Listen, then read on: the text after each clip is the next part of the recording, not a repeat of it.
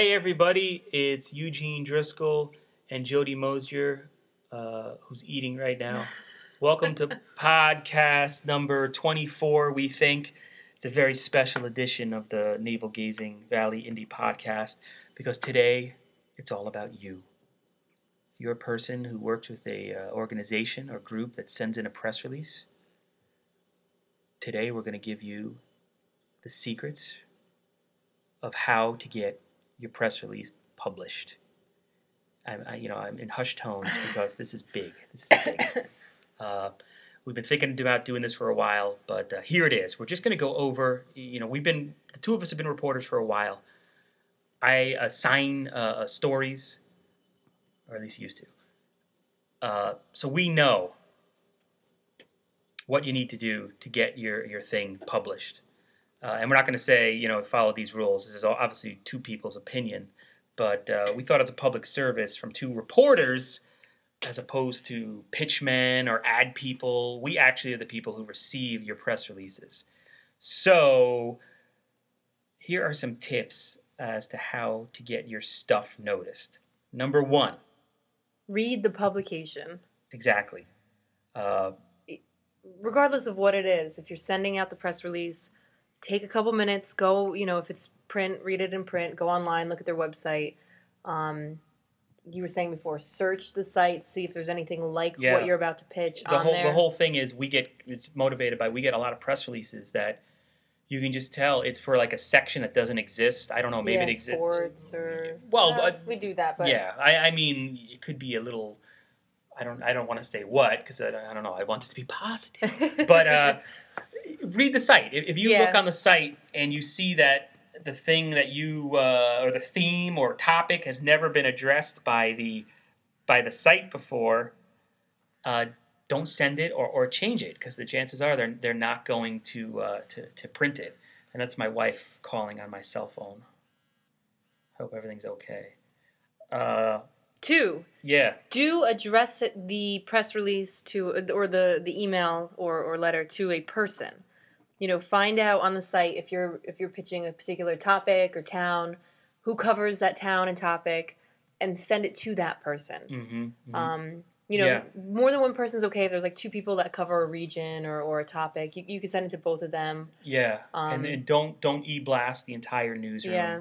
Yeah. If you can, try, general emails are one thing, but you're better off sending it to a specific person at the given publication. And we're talking, I think this list can cover weeklies, dailies, and online-only sites. TV, I don't know. Those people are nuts. And also, this is a general tip, I hated when I worked at a publication when somebody I knew would send a press release to my boss. That's a fast way to anger the person. Yeah, reporters, nobody's well paid, so I hated when it would be like somebody would go over my head. Yeah, that was annoying to me. And this is a very practical tip. Bet you never heard this before, but in my opinion, the best time to send a press release is Friday morning or Monday morning. Mm-hmm. The reason being, if it's a small daily, like places I've worked, on Friday when you walk in at 9 a.m., it's the hellish day at the newspaper because you now have to get stories prepared for Friday. That day you're working on stuff. Actually, for Saturday, I mean. Sunday. For Sunday, which is the big day. That's you got a lot of space to fill. And Monday. So because newspapers in their wisdom have fired everybody, and so when you have to do Friday is a hellish day. So it's like one of those days where anything becomes news on a Friday. Yeah. Monday, you walk in from the weekend, nobody's that organized where you've got something lined up. So Monday, you're always, the entire newsroom, it's like Dawn of the Dead until like 1 o'clock when the editor starts screaming. It's like, what are we working on? Yeah. So I think those are two, if you got something that you're trying to get noticed, Friday morning and Monday morning are really good times. And in that same regard, weekends are really short-staffed at papers. In our case, we don't have anyone working. We don't even do it. Yeah, because there's 2 of us here, so we got to have some days off. And so weekend events, if you're looking at a day and it's between a weekday and a weekend and you're trying to get someone there, a weekday is always better. It doesn't necessarily mean the reporter can go then, but it's always better. If your event is scheduled for a Saturday or Sunday, you want to get it to the paper by Wednesday, actually. So that's where the little thing changes. I said Friday or Monday, but if your event is on Saturday or Sunday, you want to send it to them by Wednesday, because I was a weekend reporter, as were you, and the editors will start assigning weekend stuff on Thursday afternoon, Friday morning. Another thing, if you're doing a weekend event, if your event is on Saturday or Sunday, there's usually more photographers working at a newspaper on a weekend than actual reporters. And so what they'll look for is called standalone art. They might send just a photographer to go in and pop a picture. So if your event is visually appealing in some way, and by that I mean people doing stuff, not the old grip and grin. Not handshakes. Journalists hate posed, boring photos of two guys shoulder to shoulder shaking hands. But if it's something visually appealing, you can increase your chances of getting a newspaper or a website to cover it. In addition, it's very important then to provide them with the caption information, what the event is. The other thing, do make whatever it is that you're pitching, try to focus on a person. A lot of times, it's just more interesting for our readers to read about other people and how, a program or a service has impacted a person. People like people. Yeah, people like to hear what other people are going through. And if you have a new business, and this isn't just my opinion, this is backed up by reading traffic data on websites since 2006 now. People like a new business story when it's about just the new business and the person.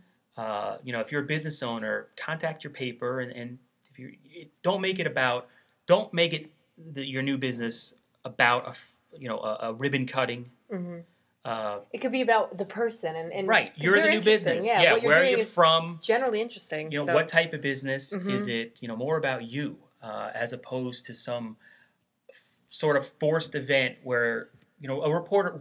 Ribbon cuttings are a dime a dozen. I mean, we could have a publication just on ribbon cuttings, but the thing is, people don't read them, and that's just I hate to say that, but because people are so used to seeing the mayor with the big scissors, it's just no one reads them, unfortunately. So it's very important. When we do like a Q&A with the business owner, those get read like crazy. If it's about people, that's much better. So if there's a way you can focus it on a person. Fake check presentations are sort of the same thing. Yeah. When it's those, I always hate when somebody calls us and they're just saying, well, this is a photo op. You're just telling me not to cover it. Because there's been a million pictures of the mayor doing whatever. And again, I'm not trying to criticize people, but it's just, we read traffic reports every single day, and you can tell what people want. Some other tips. I mean, that was more for if you want us to cover something. We do this, and a lot of papers have like a community page. If we can't go, you can send the info in, and we can publish your photo and a short write-up of the event or the issue. And when you do that, it's important. A lot of times we'll get photos. Maybe not everyone's identified. Like newspapers like to identify everyone in the photo. So if you're taking a photo at an event, just try to jot down the people's names if you think you might be submitting it to the paper. And and if you don't do that, and a lot of times a reporter doesn't want to take the time to do that work, and so it just won't get in. It won't get in. And then give basic info on like where was the event held. A lot of times, who, what, where, when, why. Exactly. Who, what, where, when, why. Just you can almost bullet point it. It doesn't have to be a novel. Don'ts. Let's move to the don'ts. Wait, there was one other do. I say take advantage of our self-serve calendar at the Valley Indy, valleyindy.org. It's a great way to get people to know about the event before it happens, and then that way you have control over it. You make sure it gets in there. It's self-serve. Go to our site. You can get instructions. That is true, because I get a lot of stuff. I mean, if somebody sends me a paragraph and I see that it's, it's a calendar item, upload it yourself. We don't have the time or the resources. Yeah. And also, people are not going to read it in story form. I can copy and paste it and put it on the website. No one reads it. But they read it on the calendar. They do read it if it's a calendar. Yeah. Then some of the don'ts we're going to say. Don't send in a publication or a press release saying "as seen in," and then mention all the other area our media competition. Because when I see that, I think to myself, okay, that's already been done. I don't have to cover the story. If you say "as seen in," you're telling the reporter, don't write about this. And we get that all the time. I'm amazed that we get that all the time. What else do we got? Oh, I already mentioned the mayor. Yeah. If you're having an event and you're saying like a local official is there, I mean, we get talking heads all the time, and we get politicians all the time, and the same thing. This is the same thing in newspapers. You know, that's not really compelling to them when you say local politicians are going to be there or state politicians are going to be there. You're kind of telling the outlet, don't cover this. It's routine. It's yet another photo op. Again, it should be about the person, the person who's most directly involved. Advance notice when you can is good. We appreciate that. It's okay to remind us, send the same press release again. Yeah. Don't send it 100 times. When you're sending press releases, and this, differentiate. If you're a group that sends out a lot of press releases, you got to explain the news hook, because if we get constant press releases, we use Constant Contact, and everybody uses Constant Contact. It has its good and bad. The danger of Constant Contact, to be the receiver, as a reporter, I'm saying this, they all tend to blend into one, and they tend not to get read. So if you rely on Constant Contact only, differentiate news from just a regular event. Because I think we miss stories because it comes to us through Constant Contact. And you sort of just scan and you don't really get right, or you don't even open it. Because yeah. you constantly get Constant Contact. You just see the address and you're like, or maybe you open it and you look real fast. But that's when, be human. Personal emails to people saying this is a story because is much more effective than an auto-generated email that, just has some annoying buzz marketing words that mean nothing to people. So that's really it. We spoke for 12 minutes about that. I can't believe that. Yeah. To register for our calendar, which we really want to get more people to use, go to valleyindy.org, and I believe it's under policies. And or it'll about say us, maybe. To submit an event. It's there, yeah. Or search to submit an event, and you have to register. We can link to it where we put this video. We will never do that. I'll do that. And all right. Anything else? What else do I want to complain about? I guess that's it. That's it. You follow those rules, and you'll get your stuff covered. Please send a check for $3,000 for our services to Eugene Driscoll at valleyindy.org.